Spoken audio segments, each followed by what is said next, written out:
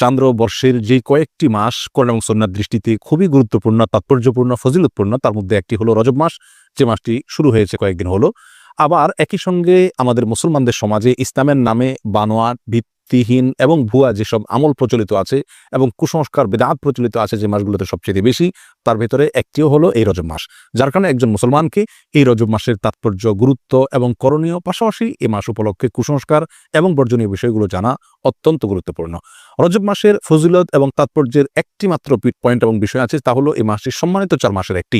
আল্লাহ সুবহানাহু ওয়া তাআলা বছরের 12টি মাসের ভিতরে 4টি মাসকে সম্মানিত মাস হিসেবে ঘোষণা দিয়েছেন এবং সেই 4টি মাসের ভিতরে একটি হলো এই রজব মাস, আর বাকি 3টি হলো জিলকদ, জিলহজ এবং মুহররম, 11, 12 এবং 1 নম্বর মাস। আর এই চতুর্থ সম্মানিত মাস হলো রজব মাস। বিধায় সম্মানিত মাস উপলক্ষে এই মাসের মর্যাদা রয়েছে। সম্মানিত মাস উপলক্ষে যুদ্ধ বিগ্রহ করা যায় না, এই মাসেও তাই করা যাবে না। সম্মানিত মাস উপলক্ষে আল্লাহ বলেছেন ফালা তাযলিমু ফীহিন্না আনফুসাকুম, নিজের প্রতি অবিচার করা যাবে না। বিধায় গুনাহ খাতা ইত্যাদি করা যাবে না, পাপাচার ইত্যাদি অন্য মাসের চাইতে এই মাসে না করার ব্যাপারে বেশি সচেতন এবং সাবধান থাকতে হবে। এটি একটি গুরুত্বপূর্ণ দিক এই মাসের। এর বাইরে রজব মাসের ফজিলত এবং মর্যাদাকে কেন্দ্র করে কোরআন এবং সুন্নাহ বিশুদ্ধ সূত্রে একটি হাদিসও বর্ণিত হয় নাই।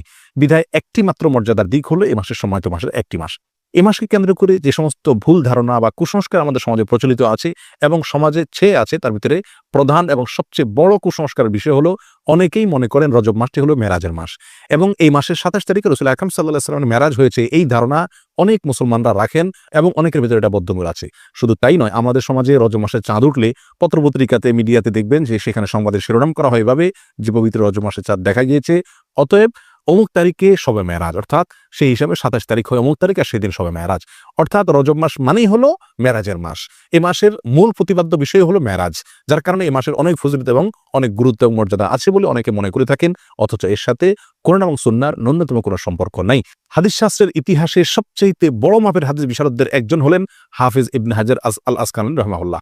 হাফিজ ইবনে হাজার আসকালানী রাহিমাহুল্লাহর নাম জানেন না অথবা তার ইলম থেকে উপকৃত হননি এমন একজন আলেমও সারা পৃথিবীতে খুঁজে পাওয়া কঠিন হবে। সেই হাফিজ ইবনে হাজার আল আসকালানী রাহিমাহুল্লাহ বলেছেন যে ওয়াযাকারা বাযুল কুসসা আছে, কোন কাহিনী রিসাইটার, কোন গল্পবাজ বক্তা তারা মানুষদেরকে বলে বা গল্পবাজ লেখক তারা মানুষদেরকে জানায় যে নবী রাসূলের মেরাজের ঘটনা নাকি রজব মাসে হয়েছে এবং রজব মাসের 27 তারিখে হয়েছে। তিনি বলেন যে ওয়াযালিকা কিযবুন, আর এটা মিথ্যাচার। নবী আলাইহিস সালামের নামে তিনি রজব মাসের 27 তারিখে তার মেরাজ হয়েছে এরকম কোনো গ্রহণযোগ্য বর্ণনা পাওয়া যায় না। নবী রাসূলের মেরাজ হয়েছে এটি ঠিক এবং ইসরা হয়েছে সেটি কোরআন দ্বারা প্রমাণিত, বিদায় সেটাকে অস্বীকার করলে ইমানই থাকবে না, সেটি আরেক বিষয়। কিন্তু রজব মাসে হয়েছে এবং রজব মাসের 27 তারিখে হয়েছে, এর কোনো ভিত্তি, গ্রহণযোগ্য কোনো ভিত্তি কোরআন অথবা সহিহ সুন্নাহর কোথাও পাওয়া যায় না। নবী আলাইহিস সালামের মেরাজটা ঠিক কোন মাসে হয়েছে, কোন দিনে হয়েছে, কোন সময় হয়েছে, এই প্রসঙ্গে ইমাম ইবনে তাইমিয়া রাহিমাহুল্লাহ বলেছেন যে বিশুদ্ধ কোনো বর্ণনা দ্বারা কোনো মাসের কথা নিশ্চিতভাবে জানা যায় না, কোনো দিনের কথা জানা যায় না, কোনো সময়ের কথা, তারিখের কথা জানা যায় না যে অমুক তারিখে অমুক দিনে অমুক মাসে নবী রাসূলের মেরাজ হয়েছে এটি নিশ্চিত, কিন্তু তার তারিখটা সংরক্ষিত নয় এবং এ বিষয়ে যতগুলো বর্ণনা পাওয়া যায় তার কোনোটি গ্রহণযোগ্য নয়। বিধায় এই মাসকে মেরাজের মাস এবং এই মাসের 27 তারিখে শবে মেরাজ এর রাত মনে করে সে রাতে বিশেষ কোনো আমল করা, এই রাতকে বিশেষ কোনো পদ্ধতিতে উদযাপন করা, এটি হলো রজব মাসের সবচেয়ে বড় বিদআত, যার সঙ্গে ইসলামী শরিয়ার কোনো সম্পর্ক নাই। সম্মানিত ভাই বন্ধুগণ, আমরা সেই আমলটাই করব সওয়াবের উদ্দেশ্যে যে আমলটি কোরআনে অথবা নবী আলাইহিস সালামের হাদিসে বর্ণিত হয়েছে। এর বাইরে কোনো কিছু যদি আমরা করি সেটার নাম বিদআত হবে। বিধায় রজব মাসকে কেন্দ্র করে এই মেরাজ উদযাপন করা, শবে মেরাজ উদযাপন করা, এগুলো সবগুলো বিদআত হবে, এগুলো সবগুলো পরিত্যাজ্য হবে। আল্লাহ তাআলা আমাদেরকে বুঝার তৌফিক দান করুন। সম্মানিত ভাইরা, যদি আমরা ধরেও নেই যে রজব মাসেই এবং রজব মাসের 27 তারিখে নবী আলাইহিস সালামের মেরাজ হয়েছে, তারপরও একটা কথা থেকে যায়, তা হলো নবী আলাইহিস সালামের মেরাজ হয়েছে মক্কায় এবং মক্কার শুরুর দিকে। তিনি এই মেরাজের ঘটনার পরে মক্কায় দীর্ঘদিন ছিলেন, মদিনায় দীর্ঘদিন ছিলেন, তার মৃত্যুর পরে তার সাহাবায়ে কেরাম দীর্ঘদিন ছিলেন। এই দীর্ঘ ইতিহাসের কখনো সাহাবায়ে কেরামের কেউ অথবা নবী আলাইহিস সালাম স্বয়ং নিজে কখনো এই মেরাজ উপলক্ষে কোনো প্রকার আমল, রাত্রি যাপন, দিনের রোজা বা কোনোভাবে এটাকে উদযাপন করা, আলোচনা, পর্যালোচনা করা বা এই ধরনের কোনো কর্মসূচি তিনি দিয়েছেন বা পালন করেছেন, এরকম কোনো কথা কোনো হাদিস থেকে পাওয়া যায় না বিশুদ্ধভাবে। অতএব এই আমলটি আমরা যারা করে থাকি রজব মাসকে কেন্দ্র করে শবে মেরাজের উদযাপনের আমল, এটি সম্পূর্ণভাবে বিদআত এবং পরিত্যাজ্য। আল্লাহ সুবহানাহু ওয়া তাআলা আমাদেরকে বুঝার তৌফিক দান করুন। এর সাথে ইসলামের শরিয়ার কোনো প্রকার সম্পর্ক নাই। রজব মাসকে কেন্দ্র করে দ্বিতীয় যে আমলটি প্রচলিত আছে আমাদের সমাজে, সেটা হলো সালাতুর রাগায়েব। এই আমলটিরও কোনো গ্রহণযোগ্য ভিত্তি কোরআন সহিহ সুন্নাহয় পাওয়া যায় না। এই আমলটি বিদআত এবং কুসংস্কারের অন্তর্ভুক্ত। অনেকেই বর্ণনা করে থাকে একটা হাদিসটি বর্ণনা করেছেন আনাস রাদিয়াল্লাহু তাআলা আনহু, যে রাসূল আকরাম সাল্লাল্লাহু আলাইহি ওয়াসাল্লাম নাকি বলেছেন যে কোনো ব্যক্তি যদি রজব মাসের প্রথম বৃহস্পতিবার দিবাগত রাতে রাতে 12 রাকাত নামাজ পড়ে, নফল নামাজ, এবং সেটা মাগরিব এশার মাঝখানে 2 রাকাত করে পড়ে। প্রথম রাকাতে সূরা ফাতিহা, এরপরে 3 বার সূরা ইন্না আনজালনা ফি লাইলাতুল কদর, এরপরে 10 বার সূরা কুল হুয়াল্লাহ, সিজদাতে বিশেষ সংখ্যক তাসবিহ, এবং এরপরে বিশেষ সংখ্যক দুরূদ রাসূলের প্রতি, এগুলো যে কেউ করে তার জীবনের সব গুনাহ মাফ করে দেওয়া হবে, ইত্যাদি ইত্যাদি। এটাকে সালাতুর রাগায়েব বলা হয়। প্রিয় বন্ধুগণ, এই সালাতুর রাগায়েব সম্পর্কিত এই যে হাদিসটি পেশ করা হয়ে থাকে, এটি নবী আলাইহিস সালামের কোনো হাদিসের কিতাব থেকে খুঁজে পাওয়া যায় না। এই সম্পর্কে মুহাদ্দিসিনে কেরাম একেবারে সুস্পষ্ট মন্তব্য করেছেন যে এটি জাল এবং ভিত্তিহীন। একটি টাকার নোট যখন ব্যাংক থেকে ওটাকে জাল হিসেবে চিহ্নিত করে দেওয়া হয়, এটি যেরকম অচল হয়ে যায়, এই হাদিসটিকে মুহাদ্দিসিনে কেরাম ঐক্যবদ্ধভাবে যেহেতু জাল বলে চিহ্নিত করেছেন, বিধায় এটাও অচল এবং গ্রহণযোগ্য নয়। রজব মাস উপলক্ষে তৃতীয় যে আমলটি প্রচলিত আছে তা হলো একটি দোয়া বেশি বেশি করে পড়া, আর সেটি হলো আল্লাহুম্মা বারিক লানা ফি রজব ওয়া শাবান, অর্থাৎ হে আল্লাহ, আপনি আমাদেরকে রজব এবং শাবান মাসে বরকত দান করুন, ওয়া বাল্লিগনা রমাদান, আর আমাদেরকে রমজান পর্যন্ত আপনি পৌঁছায় দিন, অর্থাৎ রমজান যেন আমরা লাভ করতে পারি। এই দোয়াটি বর্ণিত হয়েছে মুসনাদে আহমদে। আর যেই বর্ণনায় এই দোয়াটি বর্ণিত হয়েছে সেই বর্ণনার ভিতরে একজন বর্ণনাকারী আছেন যার নাম হলো যায়েদা ইবনে আবি রিকাদ। এই বর্ণনাকারী সম্পর্কে ইমাম বুখারী রাহিমাহুল্লাহ বলেছেন যে মুনকারুল হাদিস, তার হাদিস গ্রহণযোগ্য নয়। আর ইমাম নাসাই রাহিমাহুল্লাহ বলেছেন যে তাকে আমি চিনি না। অন্য এক কিতাবে তিনি বলেছেন সে মুনকারুল হাদিস, এবং ইবনে হিব্বান রাহিমাহুল্লাহ তার সম্পর্কে মন্তব্য করেছেন যে এই লোকের বর্ণিত কোনো হাদিস গ্রহণযোগ্য নয়। অতএব সমস্ত মন্তব্যের ভিত্তিতে এই হাদিসকেও বলা যায় এটি বিশুদ্ধ নয়। তবে যেহেতু এই দোয়ার অর্থের ভিতরে কোনো মন্দ দিক নেই, খারাপ দিক নেই, অতএব কেউ এটাকে সাধারণভাবে যদি পড়ে তাতে তেমন কোনো দোষণীয় বিষয় এটাকে বলা যাবে না। কিন্তু এটাকে নবী আলাইহিস সালামের দিকে সম্বন্ধ করা এটা বিশুদ্ধ নয়। চতুর্থত যে আমলটি রজবকে কেন্দ্র করে প্রচলিত, সেটা হলো এই মাস উপলক্ষে বিশেষ কোনো পশু জবাই করে অনেকে সওয়াব মনে করেন। এটি মূলত আইয়ামে জাহিলিয়াতে, ইসলাম পূর্ব যুগে প্রচলিত ছিল, যেটাকে আতিরা বলা হয়। তারা রজব মাসে বিশেষ পশু জবাই করতো, যেমন আমরা কোরবানির মাসে জিলহজ মাসে কোরবানি করে থাকি, এবং এটাকে খুব সওয়াবের কাজ মনে করতো, খুব ভালো কাজ মনে করতো।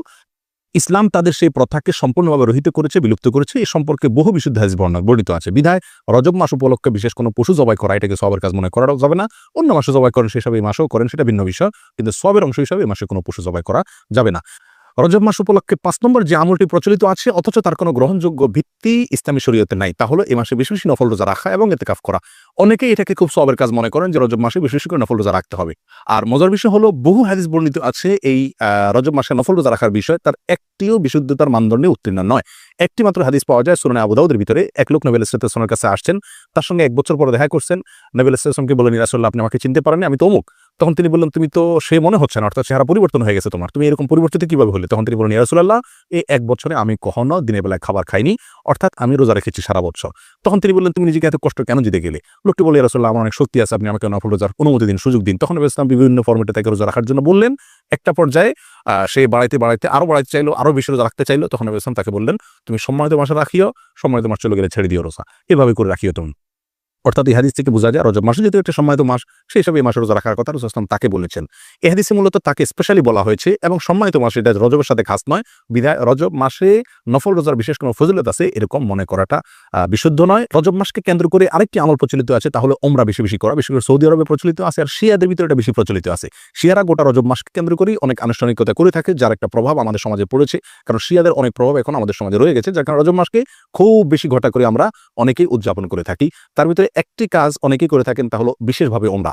মনে করেন যে রজব মাসে ওমরা করলে বেশি সওয়াব হবে, এবং এটাকে ওমরায়ে রজবিয়া বা রজব মাসের ওমরা বলা হয়। অথচ এই সম্পর্কে নবী আলাইহিস সালাম থেকে বিশুদ্ধ কোনো হাদিস পাওয়া যায় না।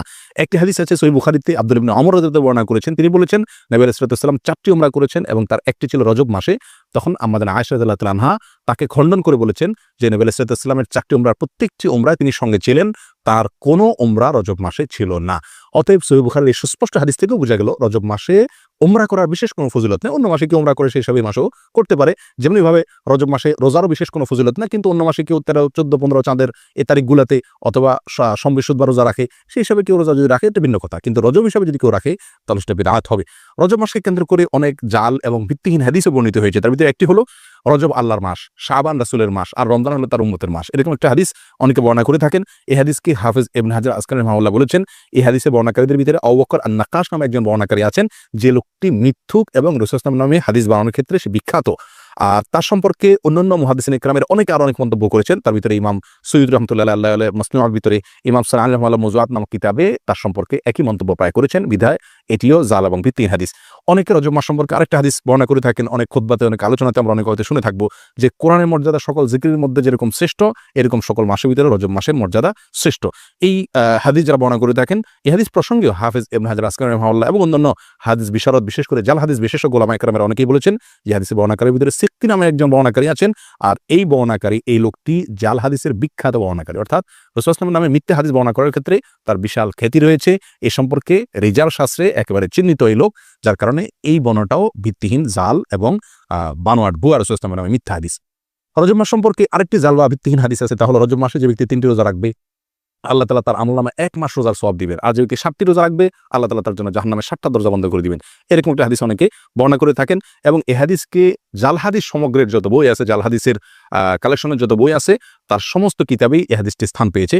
ইবনুল জাওজি রাহিমাহুল্লাহ আল মাওজুআত কিতাবে, সৈয়দ রাহমাতুল্লাহ তাআলা আল মুসনাদ কিতাবে, শাওকানি রাহিমাহুল্লাহ ফাওয়াইদুল মুজমুআ কিতাবে এবং তাবয়িনুল আজাব কিতাবে, ইবনে হাজার আসকালানি রাহিমাহুল্লাহ, এভাবে সমস্ত প্রায় জাল হাদিসের যে কিতাবগুলো আছে সেগুলোতে এই হাদিসটা স্থান পাইছে, অর্থাৎ এই হাদিসটি জাল এবং ভিত্তিহীন। এভাবে রজব মাসকে কেন্দ্র করে আরো অনেক জাল, ভুয়া এবং ভিত্তিহীন হাদিস আমাদের সমাজে প্রচলিত আছে। তার ভিতরে আরেকটা হলো, যে ব্যক্তি রজব মাসে রোজা রাখবে এবং 4 রাকাত নামাজ পড়বে, আল্লাহ সুবহানাহু ওয়া তাআলা জান্নাতে তার জন্য যে আসন রেখেছেন, তার যে মাকাম হবে, সেটা না দেখে তার মৃত্যু হবে না, অর্থাৎ দেখে তারপর মৃত্যু হবে। এই হাদিসটাও জাল এবং ভিত্তিহীন, বানোয়াট। এর সঙ্গে ইসলামী শরীয়তের কোনো সম্পর্ক নাই। ইমাম শাওকানি রাহিমাহুল্লাহ আল ফাওয়াইদুল মুজমুআ কিতাবে এই হাদিসকে জাল বলে চিহ্নিত করেছেন। ইবনুল কাইয়িম আল জাওজি রাহিমাহুল্লাহ মাওজুআত কিতাবে এটাকে জাল বলে চিহ্নিত করেছেন, এবং অন্যান্য কিতাবেও চিহ্নিত হয়েছে। এটাও জাল এবং ভিত্তিহীন। সম্মানিত ভাই বন্ধুগণ, রজবকে কেন্দ্র করে আরো একটি ভুয়া আমল ইদানিং আমাদের সমাজে প্রচলিত বেশ কয়েক বছর থেকে দেখা যায়, এবং সামাজিক যোগাযোগের মাধ্যমে খুব বেশি প্রচলিত দেখা যায়। তা হলো, অনেকে বলে থাকেন, অনেকে মেসেজ পাঠিয়ে থাকেন, ইনবক্স করে থাকেন যে রমজান অমুক তারিখে হবে, এই সংবাদ যদি আপনি এতজন লোককে দেন তাহলে আপনার জন্য জান্নাত ওয়াজিব হবে, ইত্যাদি ইত্যাদি। এটি আমাদের মূর্খতার একটা বড় প্রমাণ। আমরা কোরআন সুন্নাহ থেকে যে কত দূরে সরে গেছি, যে কোনো কথা, মুখরোচক কথা শুনলে আমরা এটাকে গিলে খাচ্ছি ইসলামের নামে। এটার একটা বড় প্রমাণ হলো এই ঘটনাকে আমরা অনেকেই খুব গুরুত্বের সাথে দেখি, এবং এই মেসেজকে আমরা অনেকে চালাচালি করে থাকি। প্রিয় বন্ধুগণ, রমজানের সংবাদ কাউকে দিলে তার জন্য কোনো ফজিলতের কথা, কোনো মর্যাদার কথা কোরআন সুন্নাহর কোথাও বলা হয়নি। যারা এই মেসেজকে প্রচার করেন তারা আল্লাহ এবং তার রাসূলের নামে মিথ্যাচার করছেন, আর যারা মিথ্যাচার করছেন নবী সাল্লাল্লাহু আলাইহি ওয়াসাল্লাম বলেছেন তাদের ঠিকানা জাহান্নাম। বিধায় এই ধরনের মেসেজকে আমরা ফরওয়ার্ড করব না এবং এগুলোকে ইগনোর করব। এর সাথে ইসলাম শরীয়তের কোনো সম্পর্ক নাই। সর্বসাকুল্যে আমরা খোলাসায় সামারিতে বলতে পারি, রজব মাসের বিশেষ কোনো ফজিলত এবং মর্যাদা নেই, সম্মানিত 4 মাসের একটি এই কথা ছাড়া। এ মাস উপলক্ষে বিশেষ একটি আমলের কথাও কোরআন সুন্নাহ বর্ণিত হয় নাই, এবং এ মাস উপলক্ষে বিশেষ কোনো রোজা, বিশেষ কোনো উমরা, বিশেষ পদ্ধতিতে সালাত, এমনকি বিশেষ যে আমলটি আমাদের সমাজে সবচেয়ে জলবায়ু প্রচলিত আছে, মেরাজের রাত্রি উদযাপন করা, সে রাত্রে জেগে ইবাদত করা, দিনে রোজা রাখা, এর একটি জিনিসও নবী আলাইহিস সালাম থেকে প্রমাণিত নয়। আর নবী আলাইহিস সালাম থেকে যেটি প্রমাণিত না, সেটা দেখতে যতই ভালো দেখা যাক না কেন, তার কোনো সওয়াব আমরা পাবো না। এটা বিদআত হিসাবে গণ্য হবে, আর বিদআতের ঠিকানা জাহান্নাম। আমরা অনেকেই বলে থাকি যে মানুষ এমনি মসজিদে আসে না, নামাজে আসে না, এক উসিলা যদি শবে মারাজ উপলক্ষে মসজিদে আসে, আপনারা বাধা দিয়ে মসজিদ থেকে বের করে লাভ কি? তারা তো গান গাচ্ছে না, হারাম কাজ করছে না। যে সমস্ত ভাইরা এটা বলেন, 2 কারণে তাদের সঙ্গে আমরা একমত হতে পারবো না। নাম্বার 1, বিদআত কাকে বলা হয়? ভালো কাজ, দেখতে ভালোই মনে হচ্ছে, কিন্তু কোরআন এবং সুন্নাহ এটা করতে বলা হয় না, এটার নাম বিদআত, আর এই বিদআতের ঠিকানা জাহান্নাম। বিধায় এই কাজটি সেই সংজ্ঞার মানদণ্ডে বিদআতের ভিতরে অন্তর্ভুক্ত হবে। বিধায় এটা করলে সওয়াব হবে না, বরং গুনাহ হবে, যদিও দেখতে ভালো দেখা যাচ্ছে।